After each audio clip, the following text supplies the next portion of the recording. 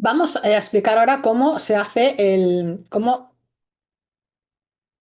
planeamos mi intervención o tu intervención realmente, ¿no? Bueno, pues la verdad es que sin consciencia no hay aprendizaje, ¿vale? Entonces, lo que ignoramos se repite en nuestro cuerpo y en nuestra vida, se repiten enfermedades, se repiten patrones autodestructivos, relaciones tóxicas, siempre te emparejas con el mismo tipo de personas, siempre vas a tener el mismo tipo de conflictos, pero con personas distintas. Las enfermedades que van empezando a salir sucesivamente se van agravando y parece ser que no hay solución, que no hay nadie que las detenga. Por eso, toda intervención terapéutica, todo intento de cambio que tú tengas que hacer por tu parte, debe planificarse cuidadosamente paso a paso. ¿Y por qué te digo esto? Porque Mm, yo lo que veo es cuando voy a alguna terapia es que vamos de turismo espiritual como el que va de shopping, de compras de cada fin de semana y nadie tiene un plan previsto. Va, es porque me he enterado de que hay una cosa que me puede ir bien, voy a probar, voy a ver. Pero realmente, ¿qué estamos haciendo? ¿Turismo espiritual? ¿Ir de compras? ¿O realmente estamos transformando nuestra vida desde la raíz, de una manera? O sea, si tú vas a un médico, te hace primeramente, le cuenta sus síntomas, te hace un diagnóstico y del diagnóstico, si no es, te plantea un tratamiento. Si no funciona este tratamiento, pues reajusta el diagnóstico. A lo mejor hay que reajustar el diagnóstico o a lo mejor hay que reajustar el tratamiento.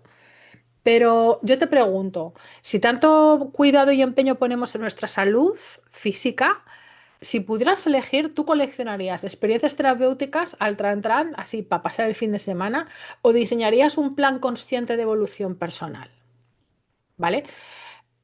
¿Cuántas terapias necesitas para darte cuenta de que la verdadera transformación requiere un cambio estructurado? Bueno, pues de esto va este vídeo. A mí me gusta trazar digamos, una secuencia de fases para saber yo lo que estoy haciendo con mi gente. Entonces, lo que no puedo es ir a tontas y a locas. Y lo que quiero es que tú también trasladarte esta misma inquietud, esta misma necesidad de tener un poco de orden, un poco de estructura, de saber qué es lo que estás haciendo con tu salud física, pues tu salud psicoemocional, absolutamente de la misma manera, ¿no? Entonces, bueno, lo primeramente que hago es establecer una primera toma de contacto, intentar establecer, bueno, pues cuáles son una serie de, bueno, pues cuáles son tu cuerpo del dolor.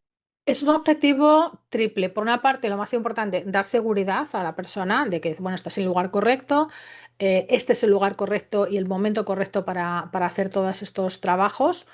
Ya hablaremos luego en otro momento cuando esté hablando de por qué es importante segurizar a la persona, sobre todo cuando es en procesos de estrés, en donde la persona no va a soltar, no se va a dar el permiso por mucho que tú le hagas todo tipo de magías, todo tipo de maravillas, todo tipo de terapias, de soltar, de relajación.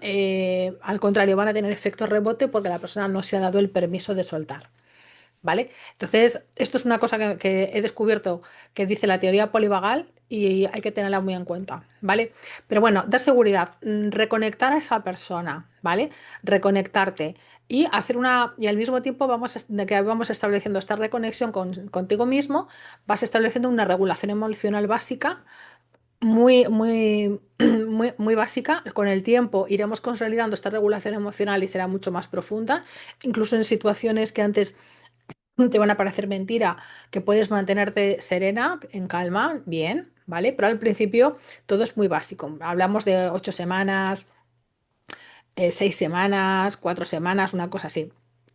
Y vamos a trabajar también con el cese de los diálogos internos tóxicos, ¿vale? Entonces, con esos pensamientos rumiativos en bucle, tu, tu, tu, tu, tu. Luego, importantísimo, mientras que se está haciendo todo esto y en paralelo, sobre todo en las primeras sesiones, pero que ya del principio tengas una regulación emocional básica, la ansiedad, el insomnio, ¿vale? Vamos a identificar tu cuerpo del dolor. ¿Qué quiere decir esto? Bueno, ¿cuáles son mis síntomas? ¿Qué haces para manejarlos y qué resultado obtienes de lo que estás haciendo? Pues lo logras, no lo logras, se te queda corto. no sabes si lo estás haciendo bien. Bueno, vamos a explorar a ver si también te puedo proporcionar más herramientas. Luego establecer tu compromiso con tu evolución personal, ¿vale? Lógicamente, sin tu compromiso, sin tu parte activa, yo te puedo señalar el camino, te puedo dar un montón de herramientas, pero eres tú el que tienes que al final que transitar y que recorrer este camino. ¿Qué herramientas tenemos? Bueno, pues tenemos la respiración consciente, que es uno de los primeros reconectores que tenemos, la atención plena a través del mindfulness. Yo trabajo con la meditación, lo que pasa es que la primera sección digamos, del gran universo, que es un de gran plan de estudios, que es la meditación, es el mindfulness, ¿no? Esto sería como el jardín de infancia. Vamos a trabajar también con focusing, que es un tipo de mindfulness muy específica para reconectar, para trabajar con las sensaciones corporales. Vamos a intentar crear esta conexión mente-cuerpo, porque siempre estás con una atención enfocada hacia afuera, hacia el drama, hacia la amenaza que hay afuera, sobre todo en temas de estrés. Y por supuesto nos vamos a ayudar siempre de un diario de emociones, un diario de sensaciones, de una serie de ejercicios de autoindagación. No te preocupes que en eso yo voy sobrada. Y luego te doy 5 herramientas, 5 pilares del bienestar, que lo digo siempre. Vamos a trabajar con la alimentación consciente, con el descanso, con el deporte, con las relaciones y con relaciones personales y con la naturaleza. Es muy importante hoy en día trabajar con la naturaleza y con estos 5 pilares de bienestar porque es lo que me ancla a una nueva experiencia. ¿Vale? Y por supuesto con el slow living, con el arte de vivir despacio. Yo sé que cuando, por ejemplo, estás en un proceso de estrés, lo primero que tenemos que hacer es reducir cantidad de tareas o una baja laboral. Normalmente cuando la gente está en colapsos, cuando me suelen acudir, antes no suelen, algunas veces, pero no suelen llegar hasta que no llega el momento del desastre tremendo. ¿Qué resultado esperamos con esto? Bueno, pues primeramente traerte al momento presente, reducir inmediatamente la ansiedad y la tensión y preparar el terreno para un trabajo mucho más profundo. Aquí en lo de establecer un compromiso y ver qué has hecho ya para intentar manejar la situación y cuáles son tus síntomas, ¿vale? Eh,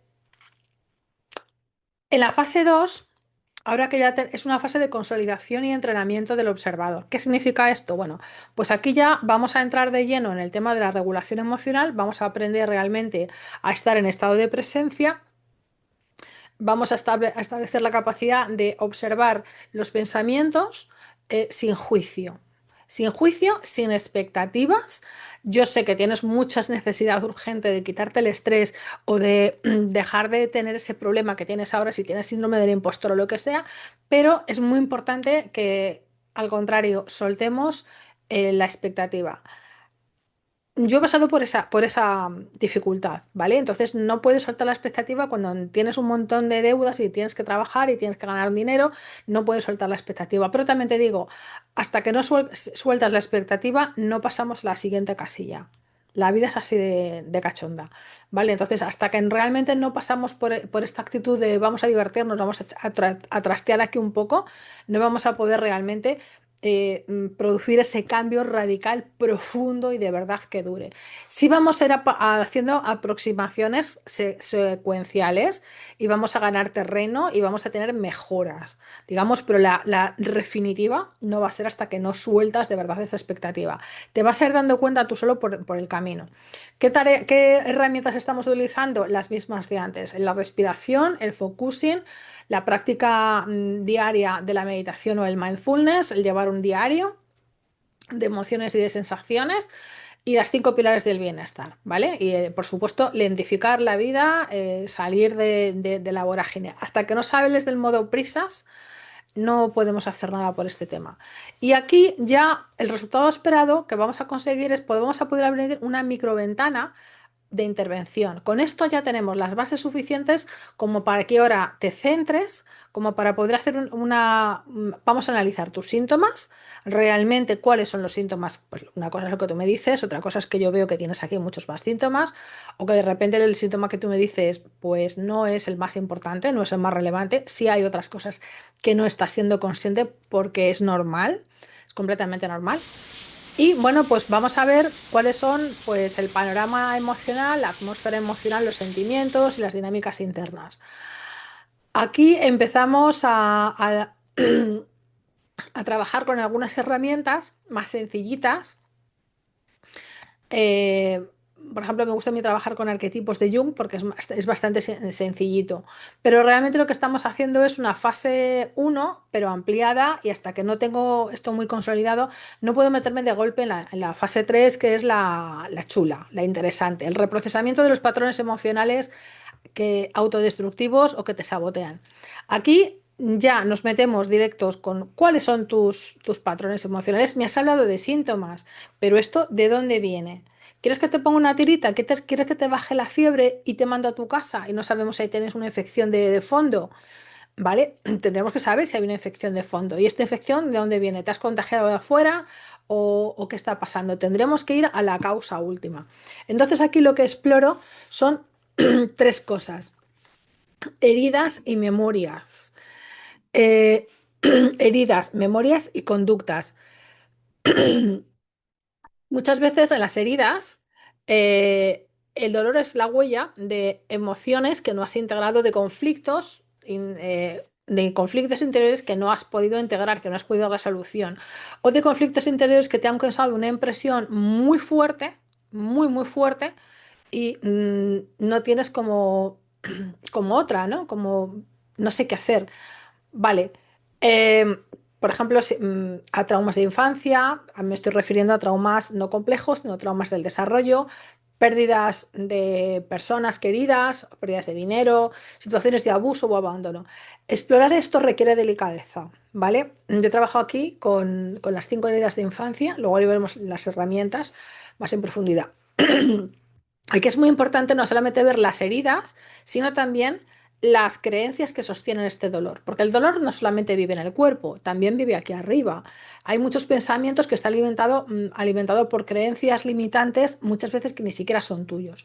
Y aquí las preguntas clave que vamos a responder son, por ejemplo, bueno, ¿qué pienso? Por ejemplo, bueno, muchas, pero para que tengas una idea de cómo va la cosa. ¿Qué pienso cuando aparece este dolor? ¿O qué me digo cuando estoy en presencia de este dolor? Me digo frases como: es que siempre va a ser así, no tengo solución o no merezco estar bien, ¿vale? Y luego también muy importante, ¿de dónde vienen esas creencias? Porque al trabajar esto es la primera vez que me voy a dar cuenta de que yo no soy la creencia. La creencia es una frase, un eslogan, una etiqueta que ha venido de otras personas o de un momento de infancia muy al principio. Segunda cosa importante que vamos a revisar: las adicciones, las conductas evitativas. A ver, lo que hago yo que mantiene mi dolor. ¿Qué hago yo que mantiene mi dolor?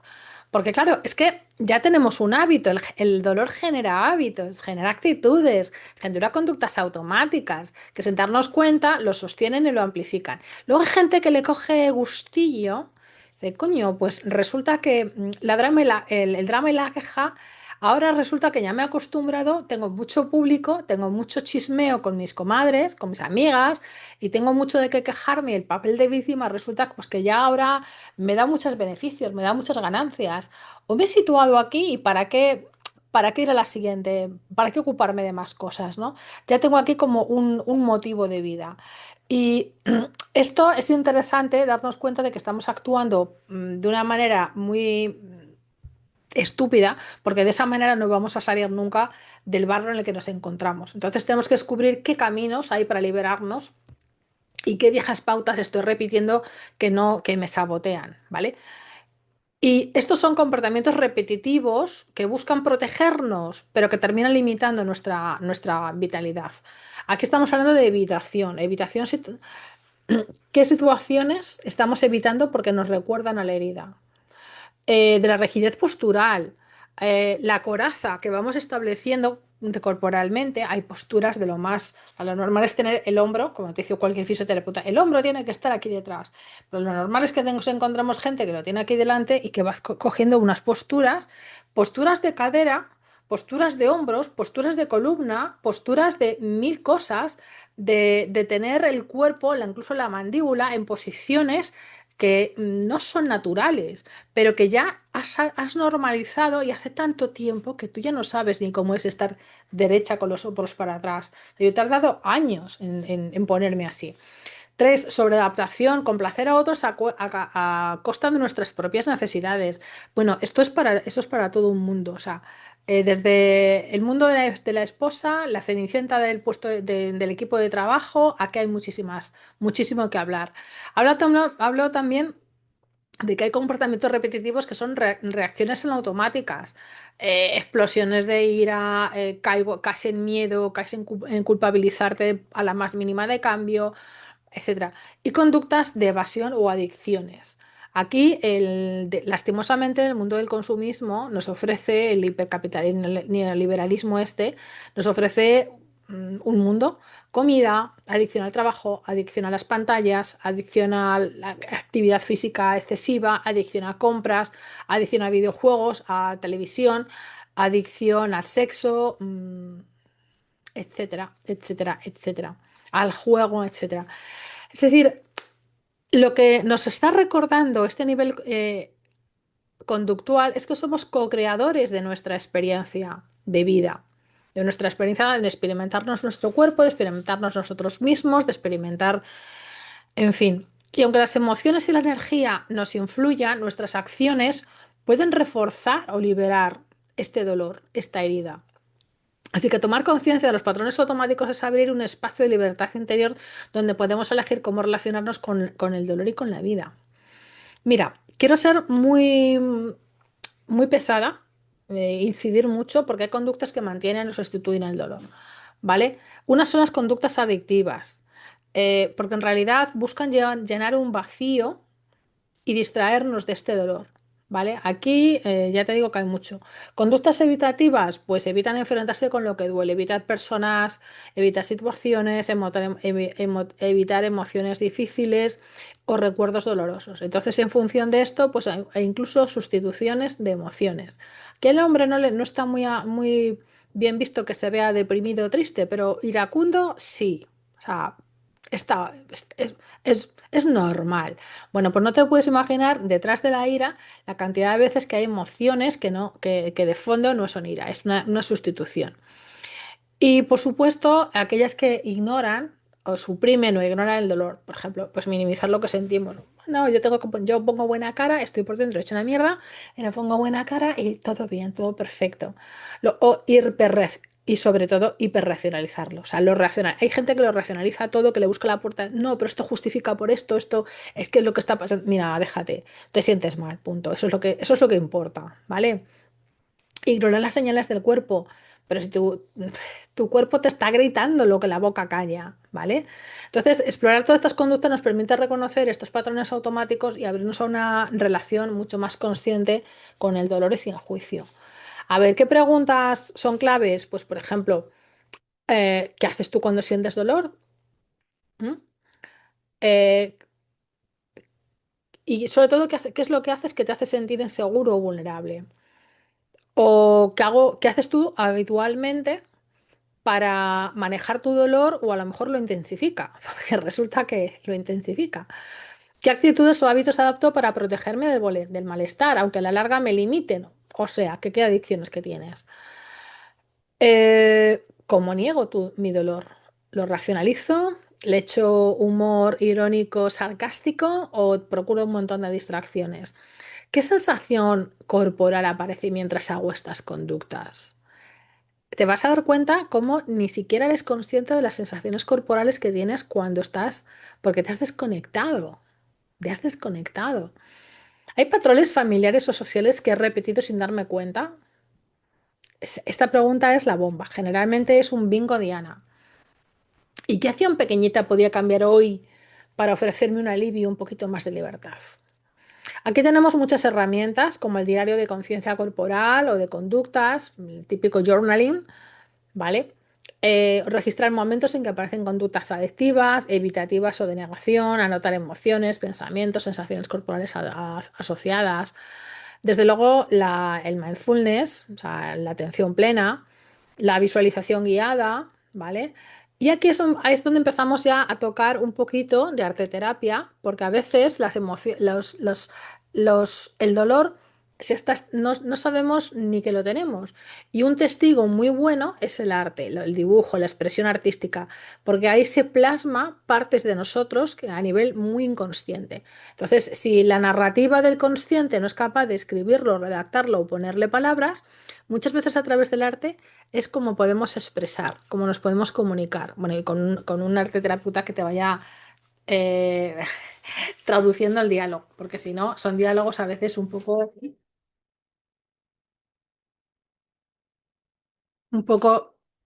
de esto. Eh, y luego hay, bueno, mini experimentos conductuales, ¿no? Probar pequeñas acciones conscientes frente al dolor. Vas a ver cómo te sientes durante unos minutos, vas a tratar de respirar con él, expresar lo que aparece en palabras, etc, etc, etc. Otro tema, otro bloque que también es importante es el de los bloqueos energéticos. Tengo que explorar en esta época, en esta etapa. Bueno, pues ya te digo, como la mirada transpersonal en el ser humano es bio, psico, espiritual y social, pues aquí date cuenta que el cuerpo físico está íntimamente ligado a otros niveles más sutiles. Tenemos lo que hoy la ciencia, las ciencias de biocampo ya, por suerte podemos tener, digamos, un desarrollo a nivel de ciencia importante. Ya sabemos que tenemos unos centros energéticos, chakras, como les dice la tradición hindú, donde circula la fuerza vital. Hay un campo energético que tradicionalmente le hemos llamado cuerpos sutiles o aura, que refleja nuestra vitalidad en nuestro estado emocional. Y hay también una dimensión espiritual entendida como la conexión con lo más profundo y lo trascendente. De esto te voy a hablar en un vídeo ya de los campos eh, bioespirituales, iba a decir. Ay, no me sabe leer la palabra. De las terapias de biocampo, ¿vale? Hay un vídeo donde ya no voy a mencionarlo más aquí porque tienes un vídeo con todo esto. Entonces, la idea es que cuando hay un dolor tenemos un flujo energético que se ha quedado interrumpido o bloqueado por un trauma no integrado, por una emoción reprimida, por creencias limitantes que nos desconectan de nuestro propósito o por desconexión con la naturaleza, con el cuerpo o con lo sagrado de la vida. Aquí tenemos muchísimas terapias, ¿vale? Para desbloquear los bloqueos energéticos. Tenemos desde la visualización arquetípica de Jung hasta, ¿qué decirte?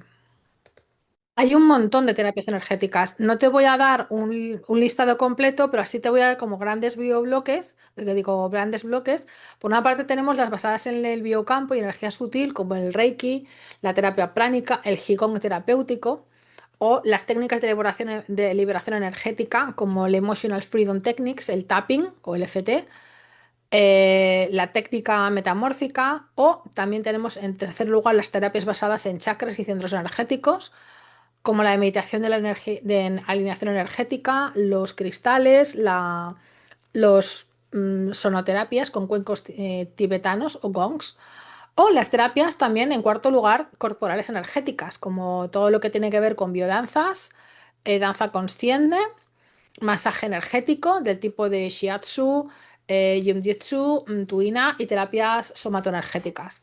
Luego tenemos, por supuesto, las terapias espirituales y transpersonales desde la bioenergética de Lowen, terapias chamánicas, como los viajes chamánicos, o el trabajo con el aura y los campos electromagnéticos. Bueno, aquí hay un montón de cosas. A ver, ¿qué preguntas puedo utilizar yo para la autoexploración? Eh, ¿Qué parte de mí siento apagada, bloqueada o sin vida? Por ejemplo, si sientes en el pecho o el estómago o la garganta o es un poco como general, más difuso. O dos, que si este olor tuviera una forma energética, ¿cómo sería? ¿Sería un nudo? ¿Sería una sombra? ¿Sería un peso? ¿Sería un vacío? O tres, ¿qué símbolo, imagen o color presenta mejor esta energía bloqueada? A veces, como hacen los chamanes, puede ser un animal, puede ser un paisaje, puede ser un objeto, puede ser una geometría. Yo no me atrevo con las geometrías, pues no se me da bien. ¿O qué necesitaría esa parte de mí para abrirse de nuevo al flujo de la vida? Necesitaría esta parte que se queda bloqueada: calor, ternura, movimiento, luz, contacto humano, naturaleza. ¿vale? ¿Qué resultado esperamos tener de esto? Bueno, pues una comprensión profunda del origen de los patrones emocionales y una reducción progresiva de su influencia en la esfera consciente, ¿vale?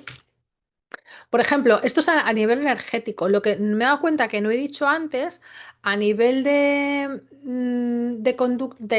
qué herramientas utilizamos, que se me ha ido un poquito la cosa, qué herramientas transpersonales utilizamos, pues bueno, básicamente tenemos las terapias humanistas, que son todas las terapias habladas, ¿vale? Las típicas, ¿vale?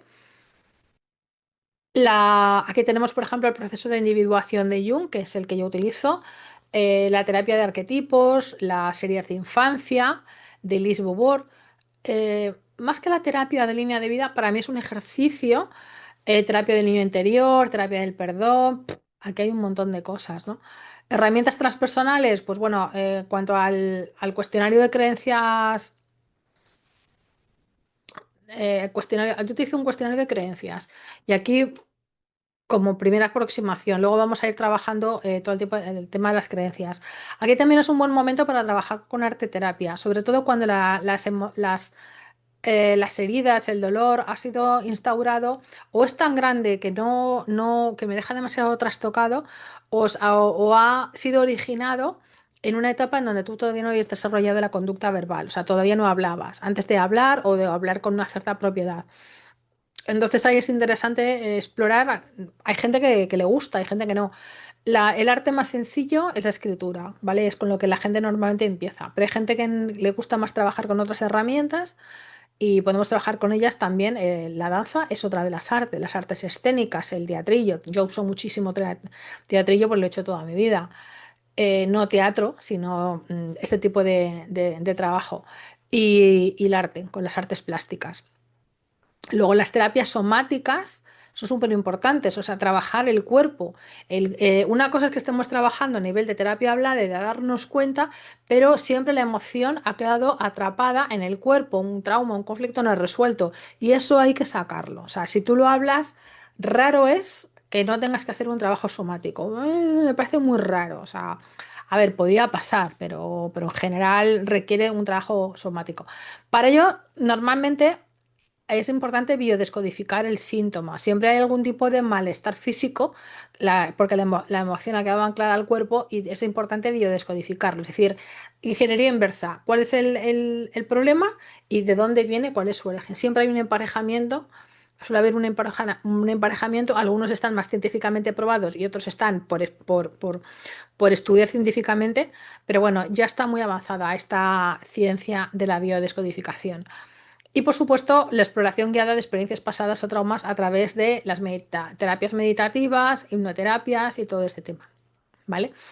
Entonces, bueno, pues con esto ya tenemos un mapa bastante interesante aquí en la fase 3 y ya hemos conseguido comprender en profundidad todo este origen de los patrones y hemos empezado a reprogramarlos, ¿vale? ¿Qué pasa? Que a veces cuando tú los reprogramas, dices, pues ya lo he solucionado. Vale, pues ya haces simplemente una integración y un cierre.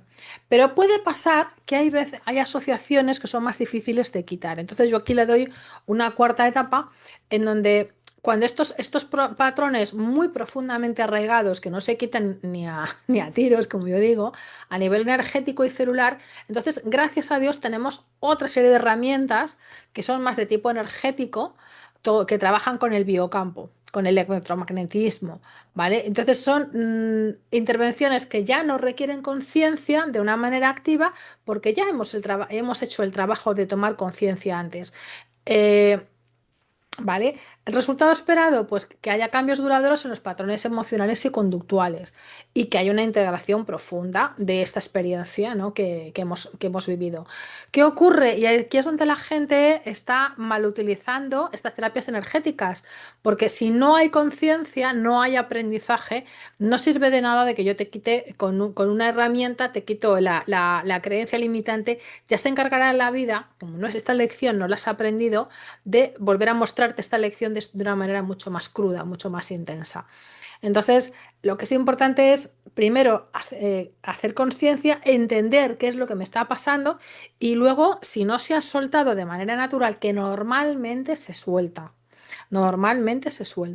pero para casos en donde haya mucha resistencia, esto quiere decir que todavía el ego existe y no ha hecho la rendición que tiene que hacer. Ya te explico en otro vídeo exactamente de qué va esto de la rendición, o me parece que yo lo has visto, ahora mismo no me doy cuenta. Bueno, depende en qué programa y en qué secuencia vaya todo esto. El ego todavía está funcionando, entonces para ello tenemos que seguir trabajándolo con otra serie de técnicas adicionales. Hay técnicas tanto energéticas, que es como que ya digamos, hacen el trabajo a nivel de memorias celulares, ¿vale? Entonces es muy interesante, es muy interesante. Y la última toma de conciencia, la última retirada ya de memorias celulares. Entonces, bueno, pues en la mayoría de todas estas técnicas es importante tener conciencia porque es importante que tengas una concentración en la intención. Quiero enfocar este tipo de problemas y ahí se está trabajando sobre, digamos, con tus energías, pero cuando estás trayendo la conciencia, este tipo de problemática. En definitiva, y ya para cerrar, pues cada fase es un escalón. Primero es regulación, luego es observación, luego reprocesamiento y finalmente una transformación profunda. Respetar este orden asegura resultados reales y duraderos para tu bienestar físico, emocional y energético. Y con esto hemos terminado, digamos, el cómo planificaríamos o cómo sería tu intervención, digamos, las fases de tu intervención. Luego, dentro de cada una tendremos que seleccionar cuáles son las herramientas que realmente tú necesitas y si hay varias opciones, pues bueno, una que te guste más u otra.